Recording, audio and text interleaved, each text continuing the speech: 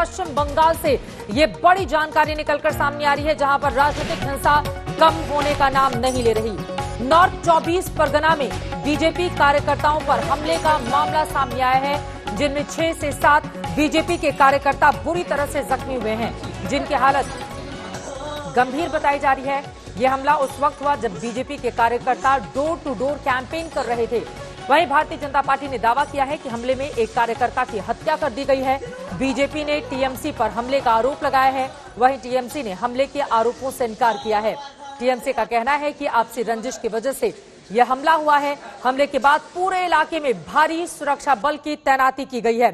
आपको बताते चले, 6 महीने से कम का वक्त बाकी रह गया है। बंगाल में विधानसभा के चुनावों में टीएमसी बीजेपी आमने सामने है, आरोप प्रत्यारोप का दौर। लेकिन इन सब के बीच बीजेपी के गंभीर आरोप कि टीएमसी के गुंडों ने हमारे कार्यकर्ताओं पर हमला किया। 6 से 7 कार्यकर्ता बुरी तरह से जख्मी हुए हैं, जबकि एक की हत्या कर दी गई है। सीधे रुक करेंगे कोलकाता का। मनोज्ञा लोईवाल मेरी सहयोगी इस वक्त ज्यादा जानकारी के साथ जुड़ रही हैं। मनोज्ञा, क्या जानकारी मिल रही है? 6 से 7 कार्यकर्ता जख्मी, और ये देखिए बंगाल बीजेपी ने जो ट्वीट किया है, एक और दिन एक और हत्या। हाल ही शहर में टीएमसी के गुंडों ने बीजेपी कार्यकर्ता की निर्मम हत्या कर दी। 6 और कार्यकर्ता बुरी तरह से घायल हुए हैं, जो मौत से जंग लड़ रहे हैं। और क्या जानकारी मिल रही है मनोज्ञा? जैसा आपने कहा, चित्रा, लगातार हिंसा बढ़ रही है और इस समय बीजपुर मंडल के जो कार्यकर्ता हैं सईकत भवाल, उनकी मौत हो गई है। आरोप लग रहा है तृणमूल कांग्रेस के कार्यकर्ताओं के खिलाफ। अभी उसे जेएनएम अस्पताल में इन सभी लोगों को भर्ती कराया गया है, कल्याणी में, जहां इनका इलाज चल रहा है। इसकी मौत हुई है। ये कार्यकर्ता हाल ही शहर म्यूनिसिपैलिटी के 6 नंबर वार्ड के आसपास के इलाके में कैंपेन कर रहे थे। दरअसल ये लगातार गृह संपर्क अभियान चला रही है बीजेपी, और बंगाल के हर जिले में, हर ग्राम में और हर इलाके में जाकर लोगों से मिलजुल कर उन्हें समझाने का प्रयास कर रही है।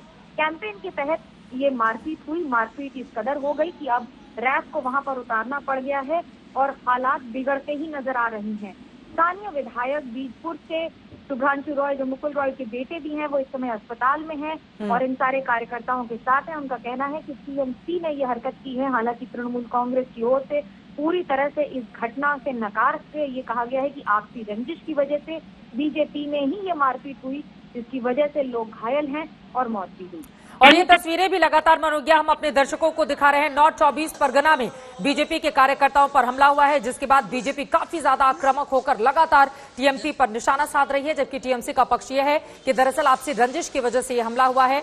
हमले के बाद पूरे इलाके में भारी सुरक्षा बल की तैनाती की गई है।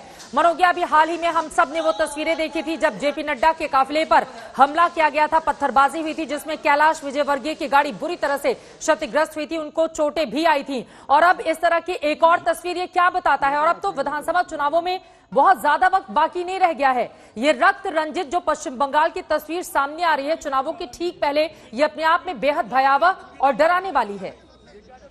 चिंताजनक है और अपने आप में बता रही है कि बंगाल में माहौल इस समय किस तरह से खराब होता चला जा रहा है। न सिर्फ चुनाव की रणनीति के तहत, बल्कि दोनों पार्टियों के बीच में, जहां अगर कार्यकर्ता भी सड़क पर अगर रैली में निकल रहे हैं तो मारपीट हो रही है।